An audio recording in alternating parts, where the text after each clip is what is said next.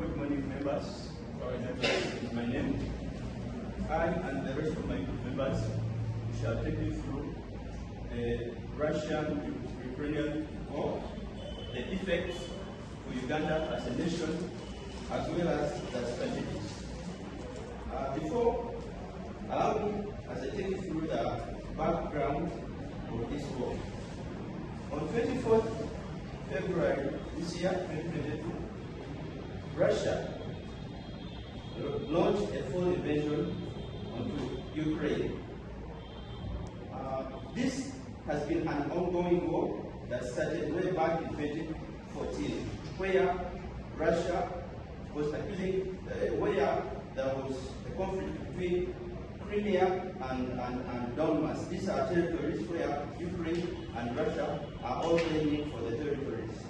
Also, Ukraine showed interest to join NATO.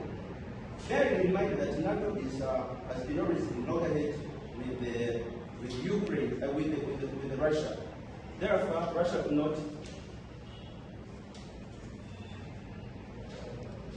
Therefore, when Ukraine showed interest, sparked the war.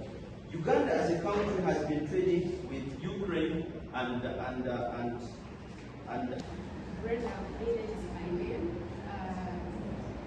From Group 8, I'm going to take you through, as you've seen the background, I'm going to take you through the effects of Russia's invasion of Ukraine, which has continued to affect our country, Uganda.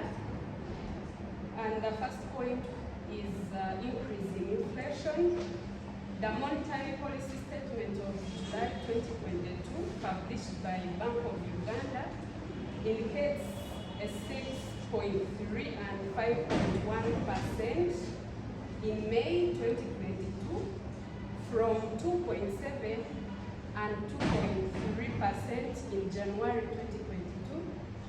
Hence, increased inflation, which has an impact from disruption in the supply of industrial and agricultural inputs from Russia. This has come with increase in fuel costs, where currently a liter of fuel of petrol is selling average of 6,300 Ugandan shillings, hence affecting the GDP of the country. Number 2, we have shortage of raw materials. Uganda, being a partner with Russia, has faced challenges of reduced and high-priced materials required in production of some items, like chapati. The war has come with sanctions that have affected the movement of freight from Europe to Africa. This has thus created room for increase in prices of the locally made items. Otebo, continuing with the effects of the Russian war in Uganda. For example, the decline in economic recovery, whereby Russian investment globally and Uganda inclusive have been affected by sanctions imposed by the investment, which are directly affected employment rate for most of it. The Uganda is working with Russian investment that affecting the cash inflow. Secondly, there is corporate boycott and removal of services. For example, many companies pronounce suspension of their operations in Russia, for example, DHL, Ford, Toyota, among others. This has greatly affected the supply of goods and services. Most of the imports which are being received, which we are paying to receive as a country. Besides that, there is a reduction in agricultural productivity, which has been imposed by sanctions by the Russian Western market, which has blocked trade between Russia and other states, bearing in mind that Russia and Ukraine are the major producers of fertilizers, thereby affecting the production of agriculture. Thank you. Herbert Masayi, taking you through the rising energy prices security. Now, this one has affected all the countries worldwide, including Uganda. In Uganda, the effect you find that energy prices have shot up, the fuel prices have shot up, and as a result, the business is very slow, and this has led to lowering of the GDP. Collin is Mulinde, Group H. My fellow team has discussed the different ways how Uganda has been affected with the invasion of the Russian-Ukrainian war, and I'm here to discuss the strategies we intend to implement as the country towards having this modified war battle. The first one is taking on their agility and adaptability strategy.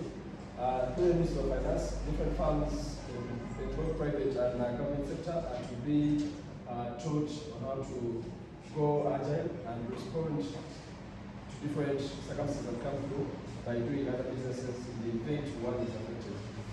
The other strategy is taking on the resilience strategy, where firms are to be taught on how to probably learn how to adapt to the negative changes that come with the environment, like how it has been impacted.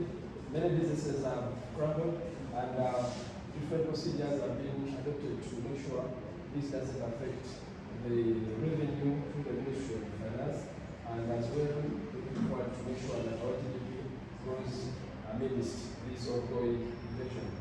That has been my submission. Kisiibayo, continuing on the strategies that the supply chain will take. The next is encouraging inventory and the capacity buffer. We know that the government has to provide buffer stores so that they can enhance the resilience of production. In the case of scarcity, those reserves can be used to cater for the out of source. By doing this, the government of Uganda will encourage the organization to change the capacity of manufacturers. Then the next point is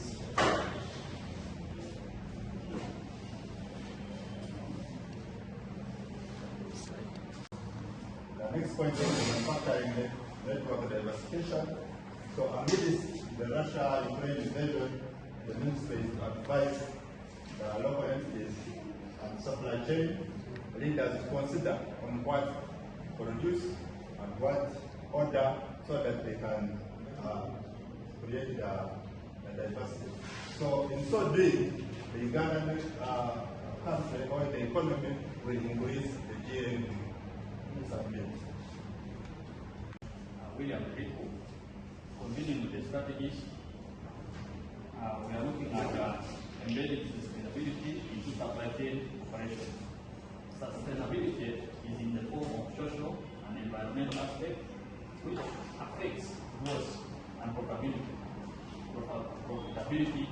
For some reasons, sustainability and the bottom line are no longer mutually exclusive, statement of the purpose of operation and should be a priority to companies.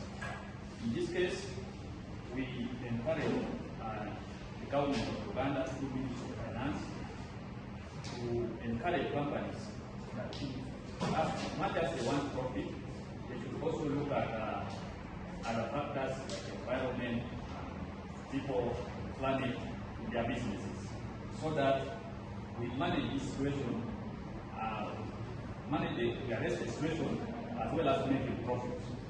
So businesses have to be more sustainable in the way they do business, and then